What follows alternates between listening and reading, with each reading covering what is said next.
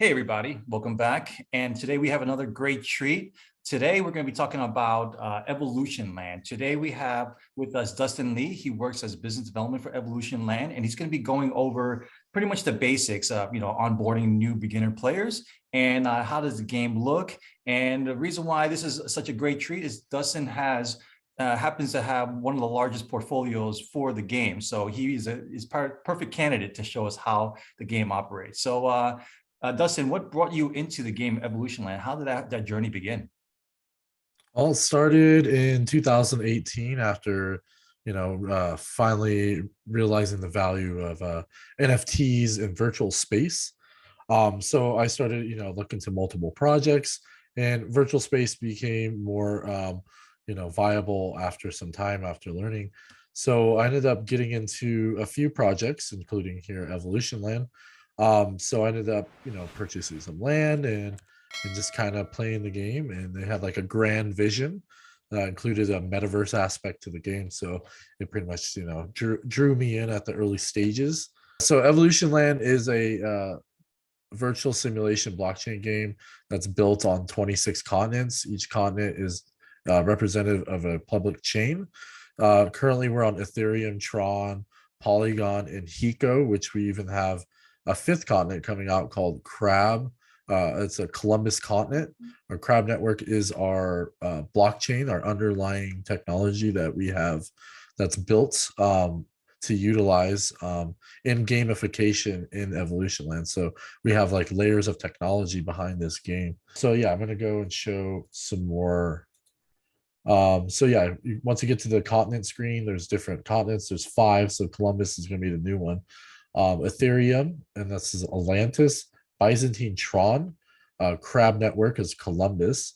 Hiko Dawning, so that's a Hiko blockchain, which is it's a high throughput blockchain, similar to Polygon, but it's actually a little bit faster.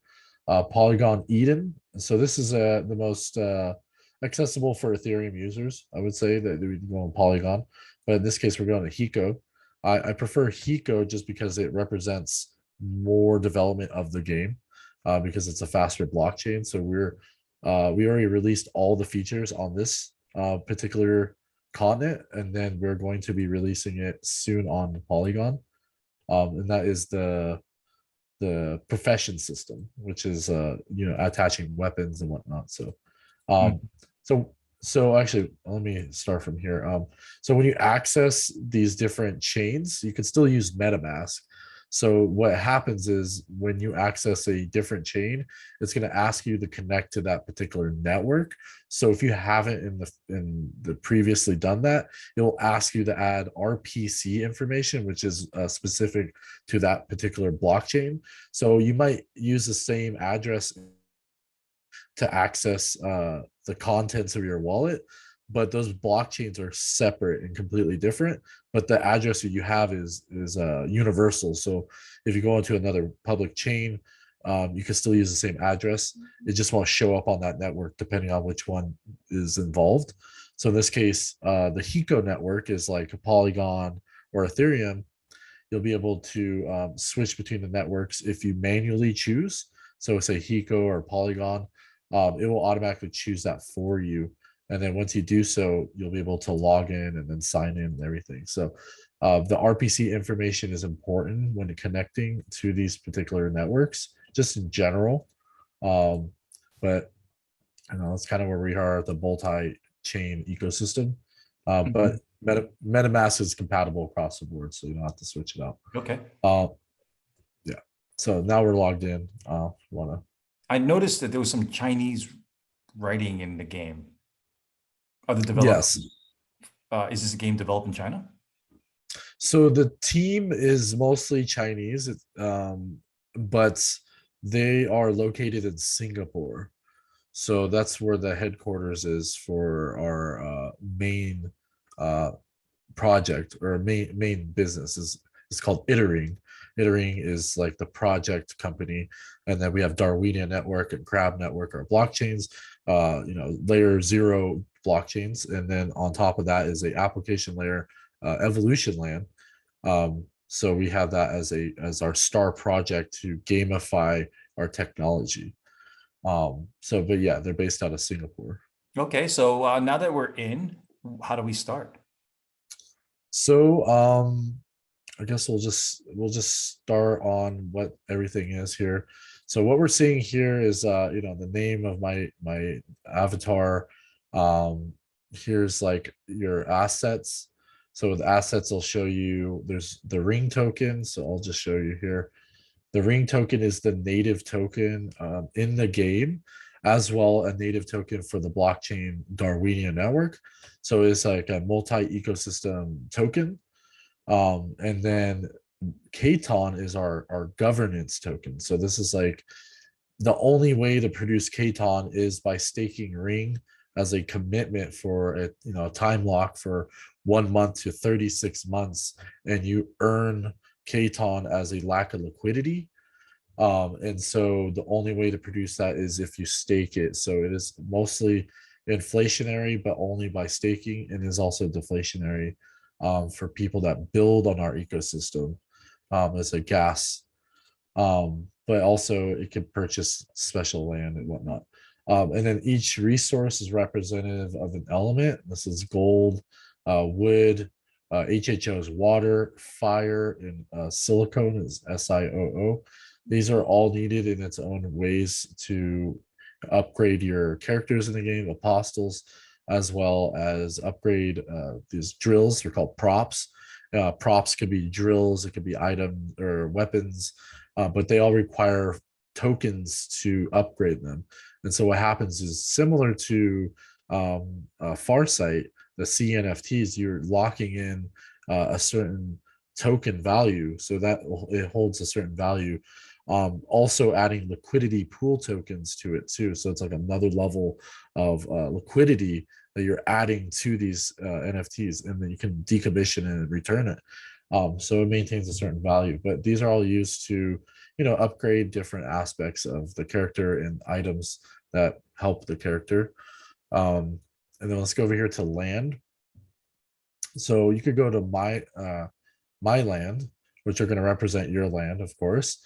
And you go to mine, there's bid. So if you're bidding on something, it'll show up here, temporary up until the time that it fails, or you need to rebid on it because someone outbidded you. And then on sale is items if you're selling. Unclaimed is when you win an item and it hasn't been claimed yet, and you have to claim it into your account. And then if you to correlate with that, we'll follow back on this later, but there's a marketplace for land. First sale is like land that's being sold for the first time from the creator, the game itself, and then resell is from players, and then all is just kind of all land that's available. Each land is represented by a certain factor. There's only so many lands, and it's based on certain, like 1,000 lands for 24 continents for each public chain, and then there's 2 continents that are like really big. So, but the dimensions are all kind of is all calculated out. But each parcel, so each land itself is representation of 100 by 100 block ratio. So in a metaverse aspect, you can go and build, quite a bit in those each lands as like its own ecosystem. So there's like further development with each land itself. So let me give you an example. There are some houses on there. It looks like they're taking different amounts of plots. What's the goal of each one of those? So there hasn't been too much said about what these specific buildings will do. But the land that it takes up is not available for anyone. So, and what's special here is each land has a middle area. This is kind of like the governance area. So not a lot of people will ever have land here. And if they do, it's going to be pretty much the best land. But also each land has different valuations of resources in it. And the higher the resources, the faster the mining processes. So you want a higher resource level of that particular resource. And if you mine that specific resource, your rate of return is faster, based on the higher the number. So if you're saying, some of these corner lands, these are called mystery land or mysterious lands. So at a third person, you can't see what resources are in this land. It's actually randomized when you receive it. So only the person that holds it knows how much resources it has. And in most cases, it tends to have higher of one or two resources. And it makes it significant. These borderlands are able to interconnect to multiple continents to kind of pass through NFTs and fungible tokens across multiple blockchains, and you're a facilitator for that. So having these corner lands are called porters. They're going to be, utilized in the future development of the game. Um, so also, um, so yeah, getting land in the middle is almost not possible because they never sell it or they give it away. And that was an early iteration of the game before pretty much most people, is they only gave it away to other projects they work with, but they never sold them. But these are things that could be voted in. Like we as a community have a voting governance aspect to it. So I'll talk Okay. more about that. So what are most Um, people's goal in the beginning? What are they trying to do? Accumulate plots of lands? Are they trying to fight another area or just kind of build up a civilization, just mine? well, the first iteration of the game, just like the other one, like MCP, was just buying land and mining and breeding. So breeding, mining, and land grabs. And then later they introduced props like drills. The drills are catered by the apostles. You need apostles to mine on the land, and then use the drills to kind of cater to them. So they add like a bonus, mining, feature. Um, uh, so what people are doing right now, so that was the old way, drills, and then it was, um, we started doing, LP. So we did like farming and liquidity pools. We built that up, and then we introduced upgrading the drills. So upgrading the drills to higher levels, compounding the tokens, the resources that we earn from mining into the drills, and to bring them up. And then we introduced PVE. So PVE is you're earning materials you combine with the tokens, the resources, and upgrade them. So now we have another aspect, like you got weapons, and then also the it the apostles are not just mining anymore. They're battling, they're fighting. So there's a certain skill set of breeding that's required to get these higher level apostles. So you can have some that are like mining specific, their stats are catered to mining. And then now that we have PVE, it kind of allows us to breed different genetics, and that brings out certain portions of these apostles with higher attack. So yeah, I'll cover that here. But yeah, that's kind of that's where the direction is now, is that because it's a lower barrier of entry, people can buy these apostles on the marketplace for a few dollars and be able to battle with them and start earning rewards. And there's no gas like inside this like kind of sandboxed uh player versus environment like aspect, which is down here called adventure. So this is a whole nother separate part of the game. But yeah, let me talk about apostles if you want me to carry on here. Are their main task is to fight and mine? Yeah, so right now it's mostly, yeah, it's mining, breeding, and fighting. So I mean, we're at that stage. It's still early, So how does it but look like when these characters fight? I can show you if you want. Yeah. It doesn't really show much. So this is a apostle adventure. So what I have here is you have to have 4 apostles for a team. And they're all kind of based on certain attributes like attack, HP, defense, and critical, and their elemental powers too. So Combining their attacks together is kind of like, the biggest factor, because attack is pretty much what's shown on. We have a top list of people that have teams that are stronger, so that's kind of like the factor. But you get these COO, which is like it's basically like a ticket. So you earn these like tickets essentially, or tokens, but they're not tradable, and you earn enough to access the cave. So you need like 10. It doubles, it goes 20 every time you go through these dungeons. But then once you get the rewards, you want to claim them, and then here it is. But your AFK reward, which is like the trickle down of how much you earn, like this much per an hour, it's based on 100th of the attack. So 100th of the attack, 776. I get 7.76 every hour. So and then down here you can see it's a combination of all four of them's stats into one. So you can see here, over there, and then the elements there are all combined.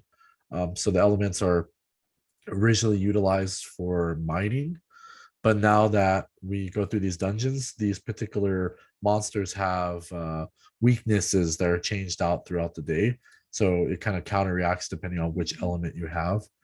um, so before we go in the cave, there's a history for battles. You can see what you've earned in the battles.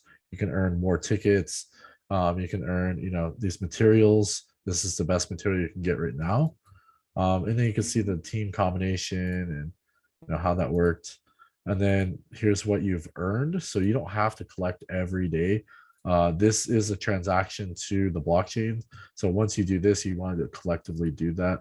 You don't have to do it like every single time. But I'm trying to get more of these. These are the best ones. Okay. So here's the Cave Explorer. We're actually going to be adding another feature here. This is the harder mode. And I'm not sure we're going to include PvP, but it's going to be fairly soon. And then you can see today's attributes here. It tells you a little bit about the counter of attributes, and for elements wise, like wood counters soil, soil counters water, stuff like that. And here you can see that there's different levels. Each level you earn a certain material for every time you win, and then the third one's the boss of that level. So go on and go through this, and it tells you how much you have to spend twice as much every time you enter again. So we click start, and then it takes off that 10. So for every monster you battle, you get a buff, and these buffs are kind of like it helps you with the strength or attack or defense or something. For the boss stages, this one makes it so you're invalid for monsters attacking you for the first couple hits, which is pretty useful. And then so that's the animation. It's pretty simple, but it works. So this And is a fight right now against like 3 water droplets. yeah, and I hit them like one time and they died. Stage clear. So there I earned this monster bone. We should probably have some type of what it is. Maybe, I'm not sure. But then you can escape, or you can go to the next level. And then you get another buff every time. You can see what buffs you've had already, so you don't want to double up on certain buffs. And then get like attack's probably okay, maybe more defense. I have a low defense. So yeah, it just goes back and forth. You can see So how much. how much more intense would their battles be? Are they going to be fighting other humanoids or like? Yeah, Okay. I could actually I might have a little teaser for everyone. Okay. So I do have a Oh, there goes a battle Unti- right here. Yeah, it's like there you I go. can pull. Yeah, let me just pick a 3x critical. That's a pretty cool one. So it's like once you get the critical, that's twice the damage. And then if you do a 3 times, it'll be 3 times of damage. So So um can they actually kill you? yeah, they can kill me, but I have when you go through each stage, the 3 stages, you get your energy back, your HP goes back. So yeah, What and that's happens if where they actually killed one of your guys? you just lose the battle, and then Oh, you you just don't lose the earn. battle, right? So you don't lose. It's not like a CNFT where you lose them and then they. No, No. Yeah, no, they still keep them for sure. Um, let's see, attack 20. Okay, but yeah, I'm gonna pull up some stuff for you guys. Oh, it's just a beautiful picture. I love it. Well, competition got more intense from like water droplets to like this ox. Yeah, it's yeah, the blood hoofs, they're a little bit stronger for sure. But the dragons are the hardest. Like for the first 3 months, I couldn't beat them until they introduced buffs and also like the weapons recently. So now it's consistent. Mm. But before, yeah, I was just like I couldn't earn the highest reward, which is the second or the third strongest weapon. Hmm. So without those, and I still haven't even done it. I lost. Like um, if you try to make forge a weapon, there's a certain ratio of creating the forge. So it's like the lowest one is easier. It's like 80% chance you'll get it. Then the other one's like 50, and then the last one's like 30. So if you try to forge it and if it fails, you lose all the resources that you used to try it. So it's actually kind of costly. Wow. Um, yeah, and this So going to that question of like how to monetize on this game, what would you suggest a basic strategy be for newcomers? So I would try to get a team with a good attack, or a good something. Like if anything, maybe more towards defense. And then once you build up your account, like buy enough resources for upgrades and whatnot, then essentially you can make weapons and make items, and you can sell them on the marketplace, so Mm. other players can have shields and swords and all this, or even high-end apostles. Like you decide to breed two of them and still play with them in PvE or PvP. um, then you're able to earn more by breeding other apostles, and then you can supply people Like that those way. trophies that we just saw that was won from the fight, are they sellable on the market? The materials are not sellable yet, and the same as the weapons.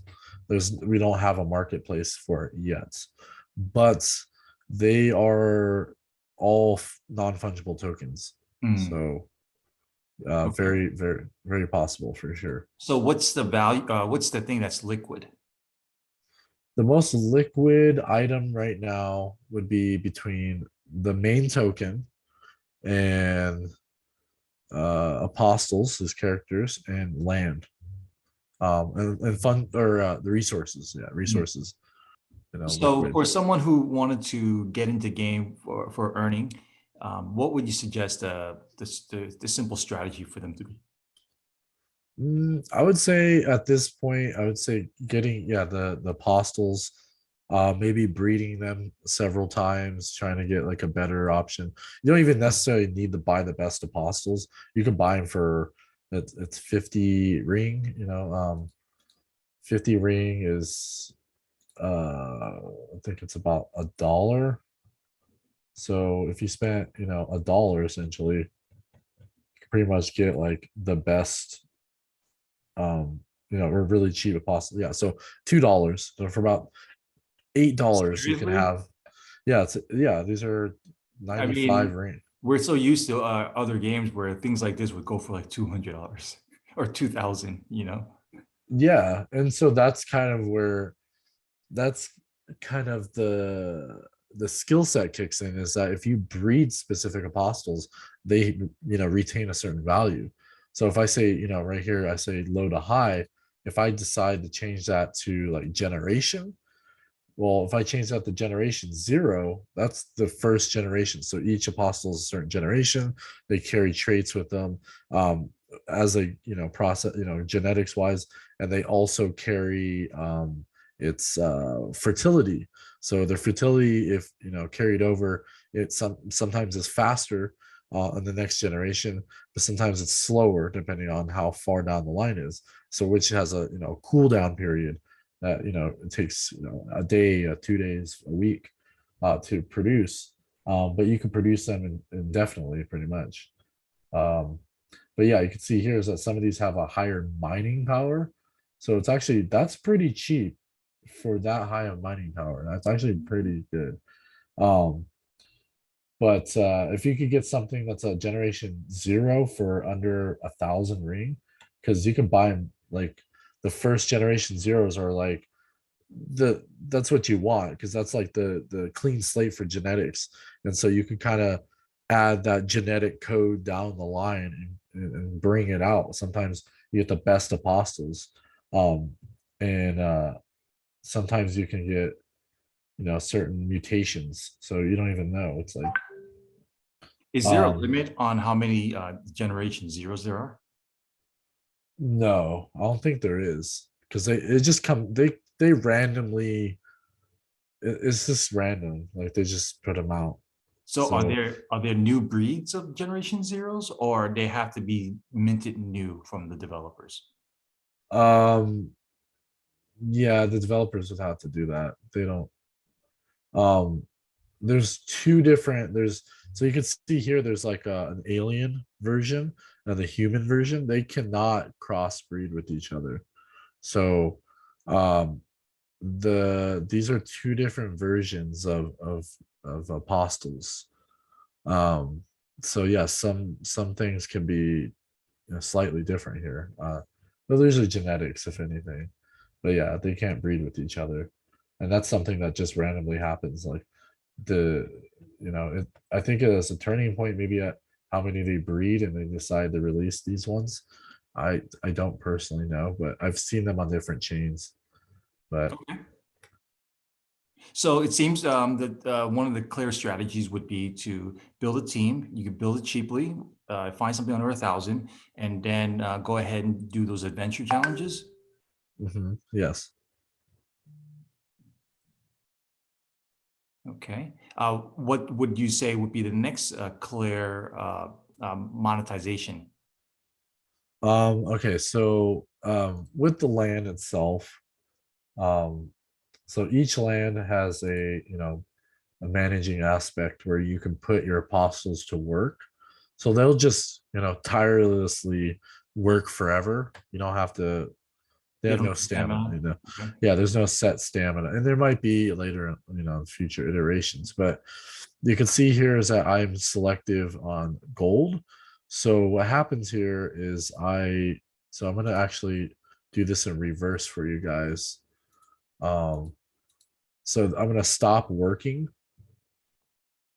this particular apostle, um and then I will put it back on its land. So um going back to the land itself, so I selected what was best, more efficient, right? So in this case, you can see that the higher resource is gold. So it would be in my best interest to choose the best apostles to mine gold.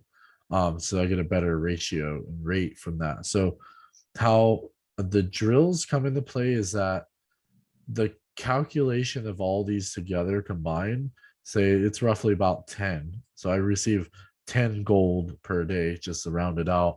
Um, each one of these particular drills have, a 68% bonus on top of that. So each one individually can mine 6.8% or 6.8 gold. So it's based on the 100% of this, which is 10.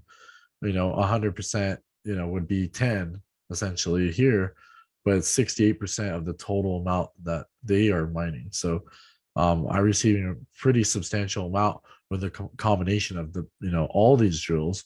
Okay. Each one is 6.8 times 5 plus the 10 is how much I'm earning a day for how much resources. That's 24 hours. And Um, what is that worth in the real world? um, right now, let's see, what chain am I on? I'm on Hiko. Let me pull something up here. It used to, so at one point, resources were worth a dollar a piece. I mean, of course, times have changed, and it's significantly less because of how the market goes and playing a game that you're building the liquidity for. But I'll kind of just put in some stuff here. Let's see, ring. So I have to exchange the one token, say fire, 66 ring, and then times that by USDT. So yeah, it's like 14 cents a token, like 15 to like 20 cents a token is about average. At the height, the wood token was about $3 a token. So some of these lands were producing $300 a day. Each drill was producing, yeah, because the maximum drill is 120%. And I'll show you kind of where I was talking about here on the map. So you're Is this saying some of these things were making you $300 a day?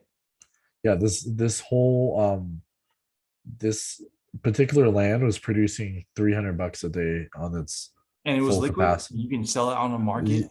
Yeah, it was very liquid. But because of the lack of liquidity and over time, people were wanting to ROI, so they're selling the tokens. But in the longevity, it's building a liquidity pool for other players to get in. So we are kind of leveling it out for all of us. And it's still very profitable. I make a few $100s on the game total a day, but I take all the tokens and make more drills. So the significance of drills is you have to get them through a loot box. So the treasure box or a treasure chest has a certain drop rate for set drills. So iron drills, like the most basic drill, is a 1% use case. So and then you upgrade it, it can be 30% or whatever, and you can see 30% of the total of the 5 apostles, be like 3.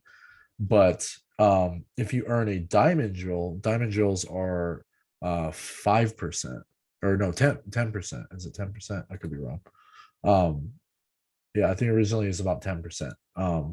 So if you compound that and build these drills up, you could be getting 120% of the total mining process. But to get these drills are a 1% chance for 100 or for 1,000 ring, which right now that's about $250. Or is it $25? I think it's $25. So it's $25 and $250 for this. And these drills are kind of hard to get now because the price is 10,000 ring, which originally was 1,000, but market value is different. So the valuation for the drills are about $500 to $1,000 or so per drill, plus all the upgraded aspects of it. So they retain a really good value, and they're able to process a lot of these resources quite efficiently. When you're earning several $100s a day on this, how much did you have to invest to get that?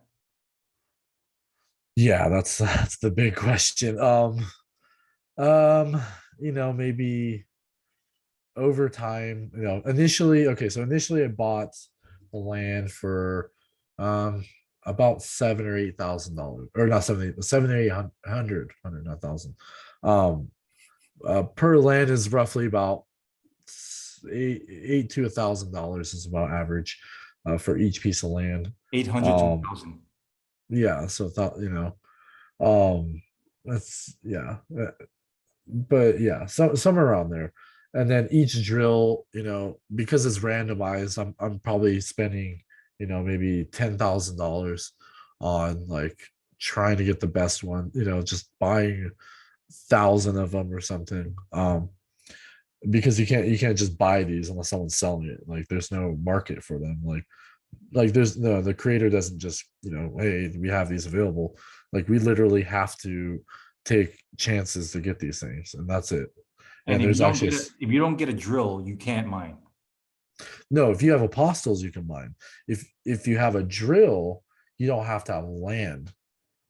So you can just literally deploy a drill on a land that has apostles on it, and you take that resources from them. So, or not from them, but you earn as on top of that.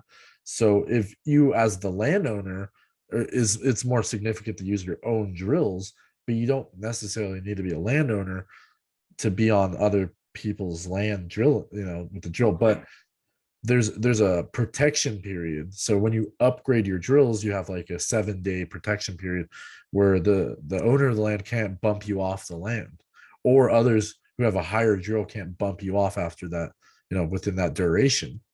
So Mm. there's a protection period, and then the upgrade goes to 14 days, and then another upgrade for a month, 28 days. And so these protection periods allow for players that are not landowners to jump in there and start earning. So it's another way as like a easier access to the game, with less capital. But the best drills are expensive, say the least. And you Um, can't buy them on OpenSea.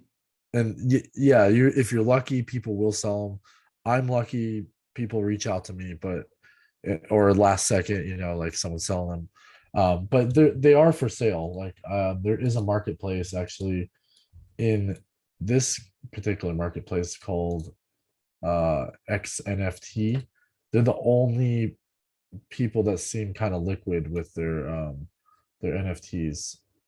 Let me pull up some stuff. But yeah, I think this would probably be the only option I would see, being able to buy it, because people tend to buy them here, but I guess it's not loading right now properly. But anyway, so you can tend to buy them for about $500, if they're available. Okay, that's But reasonable. anyway, All right, so let's yeah, just say all you need is apostles and a drill, and you can start going ahead and monetizing. yeah. Or So just an that's apostle you can monetize. A drill would benefit if you don't have land. the drill would benefit the apostles upgrades and also breeding, which is necessary, to have resources. So resources are pretty important. But that's where you can kind of cut corners and have a drill instead of Mhm. land.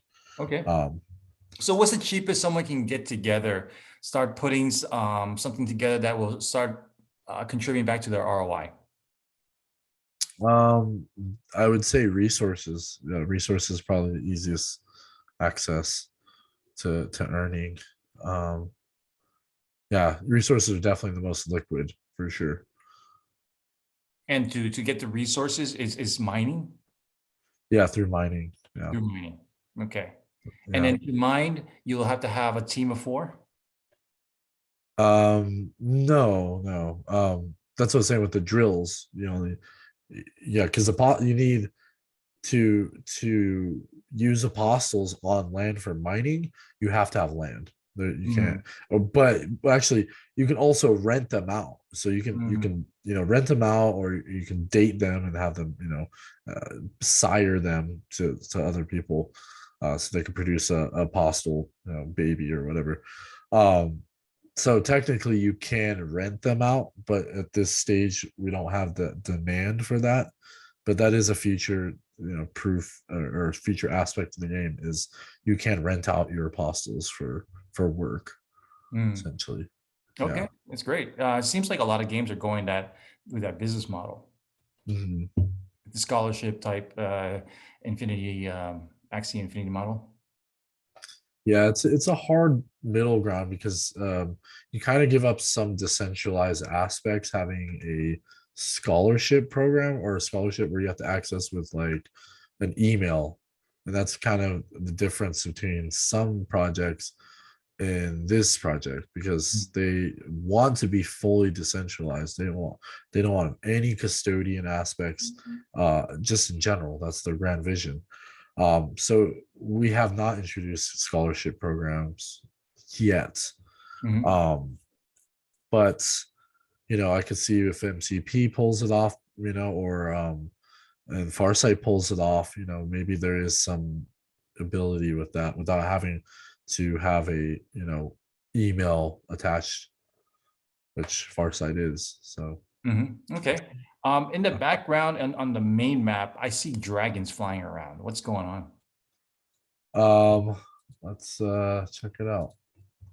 So it's not flying right now. Oh, there it is. There it is. So yeah, these are just NPCs, essentially, just doing their thing. Yeah, I mean, this is It's like the very early stages of this game. There's not much of the land itself that's different besides the corner lands and the middle lands and what resources are in specific lands. Hmm. Um, but uh, yeah, so I hope to incorporate all this. I don't know where we're gonna go, but Hmm. it's a community driven project. So we can vote it in, or Okay. whatever works. Yeah. All right. So, is there anything else about the gameplay that you would like to share with us? So yeah, I wanted to touch on the drills. So the drills are these particular things here. Um, yeah, so you can see these are upgraded drills. So each one of these took so much resources to make and combine into making one of these. And then you can see they have an earning potential, 25 wood a day, times, you know, 50, 20 cents, it's like $4 per, drill times whatever amount of drills. I've like 30 drills or 80 I don't know. I have like six, I think it's 70 or 80 drills. It's just a lot. Um, so yeah, there's just I compound every day with the resource, not every day, but just when I do, I just compound it, add to it. So You're probably one of the largest holder of assets in this game. How much time do you have to commit to running the task? mm, few minutes, like once it's set in stone, it's a few minutes. You just you click harvest, and then I go, oh, okay, all these lands here, and then you just go, oh, I want all of them, and then it combines all the resources for that page. So however how many pages you have on lands, do that twice, and then with the prop, this is all the drills. So 10 sets of drills per page. Run that several times. That's 800. That resource. That's a lot, and then you just go through the pages and do them, Oh, so and you can't then do them all pages at one time, execute all? no, no. Unfortunately, there's some type of stipulation there. It Mm. fails if you do multiple at the time. You have to let the transaction go through. But um, yeah, you earn a ton here at this like stage, or at least for me. And also the barrier entry is much cheaper, so it's definitely ideal, for a play to earn aspect. Mm. Um, Well, it seems like it compared to other games that we've been talking about, where we're spending in the thousands easily. This one, I'm even surprised I have conversations about an NFT that costs $1 or $2. That's pretty interesting. mhm. So there's a lot of opportunity available for it. Obviously, a lot of growth potential. Mhm. So yeah, there's 70% of the revenue is given back to players. So how that works is that we have a governance system that kind of trickles down that by holding the governance token. Um, this can be given or taken out of the game itself. We're trying to figure out what the balance is. And then 30% of that just kind of trickles down to the game itself. So the game has a sustainable economy. So there's a treasury built into this game, which allows it for longer standing value. And there's like a lottery aspect. So every time you do a transaction, say you were bidding on a piece of land or a postal or breeding, you earn lottery points. And then when you get 10 lottery points, you have a chance to win up to 100,000 ring, which is like $2,500 right now. So there you can earn from here. And then also when you go into the auctions, there's a 10% premium on every purchase. So what happens is that 10% goes back to the previous bidder. So you actually earn money by bidding. So, and you can also use referral codes and refer somebody and earn. So every transaction that happens with the bid, you get paid regardless of the outcome. When it comes to a referral, when it comes to someone bidding, you get that 10%. And that 10% can be much bigger once you start hitting the 10 and $15,000 mark. Some Mm. of these bids will garner you a few $1,000s for just a few minutes of your time. Mm. which is interesting. So this is actually going to happen fairly soon when our next auction for the continent comes out.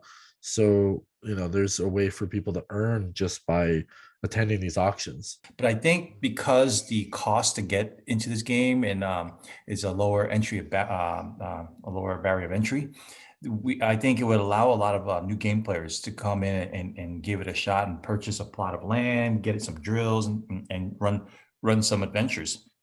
So I think we would probably have to come with a part 2 series of this. So Okay, well, yeah. well, thank you very much, Dustin. You gave us a very thorough overview of what it takes to succeed in the play to earn space. We went over multiple games. In particular, today we talked about Evolution Land, and you are the business development. You did a very thorough topic today with us, and I think it's going to be a lot of value for people. They haven't seen what you showed to us unless you actually go and visit his website, his YouTube channel, which is Crypto Hustler 101. Go ahead and check that out. And if you haven't subscribed yet, please do that. Click the like button. And thank you very much again, Dustin. Thank you. See you Okay. guys. All right. So we see you guys later. Take care.